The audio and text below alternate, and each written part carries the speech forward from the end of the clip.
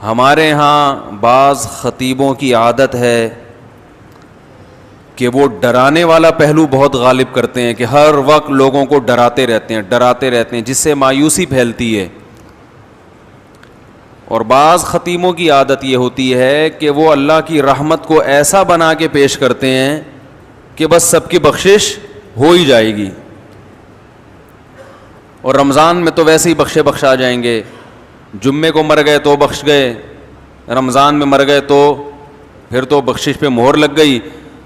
اور اگر رمضان میں 27ویں رات کو مر گئے تو بے شک چرس پی کے مرے ہوں پھر بھی کہاں جائیں گے؟ جنت میں جائیں گے. گانا گا کے مرے ہوں یا چرس پی کے مرے ہوں یا کسی کی جیب کاٹتے ہوئے مر گئے, جانا سیدھا کہاں ہے؟ جنت میں.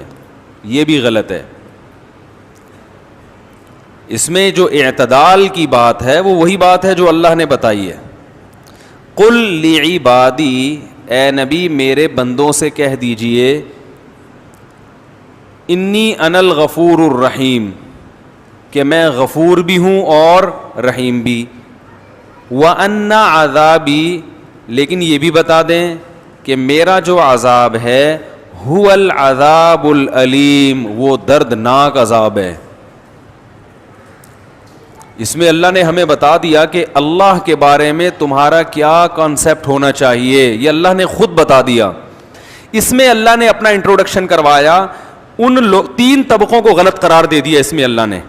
وہ طبقے جو ہر وقت اللہ کی رحمت ہی کو بیان کرتے ہیں اور لوگوں کو یعنی بے خوف کر دیتے ہیں کہ بس سب کی مغفرت ہونی ہے, رمضان میں مر گئے چرس پی کے مر جاؤ, کچھ بھی کر کے مر جاؤ, یتیم کا مال کھا لو, بہنے کی وراثت دبا کے بیٹھے ہوئے ہو, حج پہ کر جاؤ گے سب معاف ہو جائے گا, اور جناب مہر کھا گئے, اور جناب وہ ابا سے بھی تمیز سے بات نہیں کر رہا, اماں سے بھی تمیز سے گانے بھی گا رہے ہیں, اور پتہ نہیں کیا کیا ہو رہا ہے.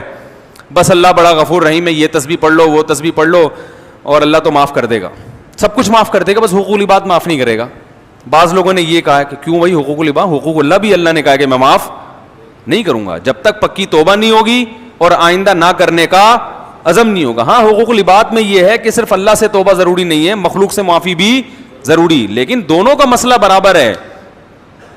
حقوق اللہ بھی معاف نہیں ہوتے جب تک پکی توبہ نہ ہو. تو ان لوگوں پر بھی رد ہے جو ہر وقت اللہ کی رحمت کو ہائی لائٹ کرتے رہتے ہیں اور ایسا اللہ کو بنا کے پیش کر دیتے ہیں کہ لوگ کہتے ہیں یار ڈرامے بھی دیکھو, فلمیں بھی دیکھو, خواتین پردہ بھی نہ کریں, مرد نظر کی حفاظت بھی نہ کرے, اور میرے بھائی سعودی بینک میں جاب بھی کرتے رہو, سود بھی کھاتے رہو, انشورنس بھی کروا کے رکھو کہ ابا مر گئے تو اتنے پیسے ملیں گے, صحیح ہے نا, نہیں مرے تو نہیں ملیں گے, اور وراثت بھی تقسیم نہیں کرو, حج واجب ہے آپ کے اوپر, فرض ہو چکا ہے, آپ بڑھاپے کے لیے اس کو ٹال رہے ہیں. آج حج کب ہوتا ہے؟ سارے کاموں سے فارغ ہو کر اب کرنے دھرنے کے لیے کوئی کام بچا ہی نہیں ہے, پیسے پڑے ہوئے ہیں تو چلو اب حج کر کے آ جاؤ. ہمارے حضرت فرما رہے تھے ایک دفعہ بیان میں کہ لوگ رمضان میں یہ تو بتاتے ہیں کہ بخشش ہوگی, روزہ رکھا, تراویح رکھی, بخشش پکی بخشش ہے, تیسرا عشرہ جہنم سے خلاصی, 27ویں رات میں تو جنت ہی جنت کا. یہ بھی تو حدیث میں آتا ہے کہ جو روزہ رکھ کے بھی جھوٹ نہ چھوڑے اس کو بھوک اور پیاس کے علاوہ کچھ بھی حاصل, اور جو تہجد پڑھ کے بھی برائی نہ چھوڑے اس کو رات کو جاگنے کے علاوہ کچھ بھی حاصل. یہ بھی تو حدیثیں ہیں.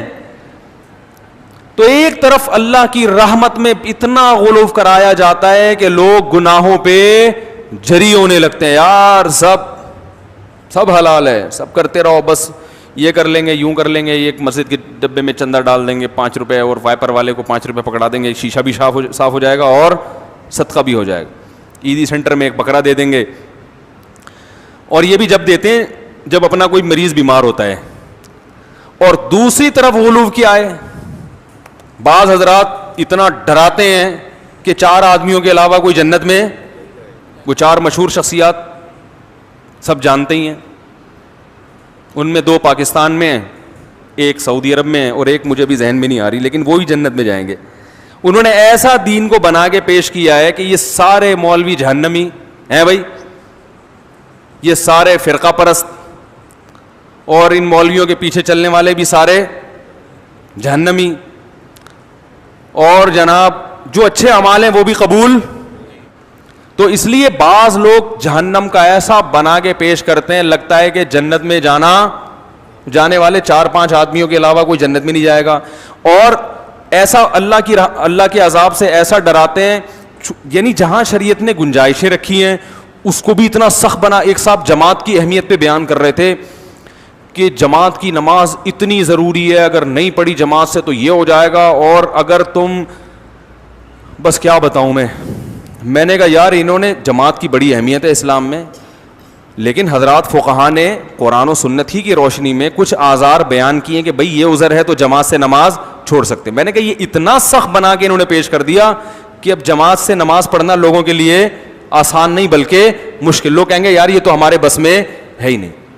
حالانکہ فقہا تو دین کو زیادہ سمجھتے ہیں نا. انہوں نے بتایا کہ بھئی یہ آزار ایسے ہیں, آپ کو شدید بھوک لگ رہی ہے, آپ کے سامنے کھانا آ گیا, اب آپ کو ڈر ہے میں نماز پڑھنے جاؤں گا تو کھانا ٹھنڈا ہو جائے گا, تو آپ جماعت سے نماز چھوڑ سکتے ہیں. جہاں شریعت نے گنجائشیں دی ہیں وہ گنجائش دینی چاہیے, بلا وجہ نہ چھوڑیں, اور ایسا ہی بھی نہ ہو کہ روزانہ اسی ٹائم پہ کھانا پکوانا شروع کر دیں. 2 انتہائیں ہیں, تو اس میں اعتدال کا راستہ کیا ہے بھائی؟ اللہ کی ذات کے دونوں پہلو ہیں, عذاب بھی ہے اور رحمت بھی ہے, لیکن یہ بالکل برابر نہیں ہے.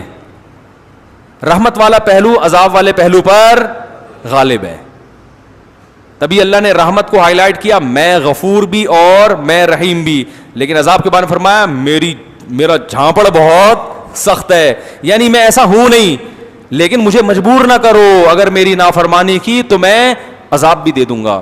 تو رحمت غالب کیسے ہے؟ ایسے غالب ہے کہ نیکی کا ثواب بہرحال ملتا ہے, اور وہ بہت کم ضائع ہوتی ہے, بہت اس میں ضائع ہونے کا آپشن کم ہے. جبکہ گناہ کا عذاب لازمی نہیں ملتا, اس میں توبہ کا دروازہ کھلا ہوا ہے. توبہ کر لو گے تو معاف ہو جائے گا, توبہ نہیں کرو گے تو پھر اللہ کا کوڑا بہت سخت ہے. فرمائے ان ربک لبالمرصاد, تمہارا رب گھات میں بیٹھا ہوا ہے نافرمانوں کو پکڑنے کے لیے. ایک ایک چیز نوٹ کر رہا ہے, ایک ایک چیز دیکھ رہا ہے. اللہ تعالی ہمیں اپنے عذاب سے بچائے. تو بھائی یہ جو گناہ ہیں ہمارے معاشرے میں, ان کو چھوڑ دینے میں ہی خیر ہے. ہمت کر کے چھوڑ دیں, پھر اللہ کی رحمت ہے, اور ایسی رحمت ہوتی ہے تتنزل علیہم الملائکہ. اللہ فرماتے ہیں تم گناہ چھوڑو گے نا تو تمہیں جو ٹینشن ہوگی نا, اس ٹینشن کو ختم کرنے کے لیے میری طرف سے تمہارے دل پہ فرشتے نازل ہوں گے.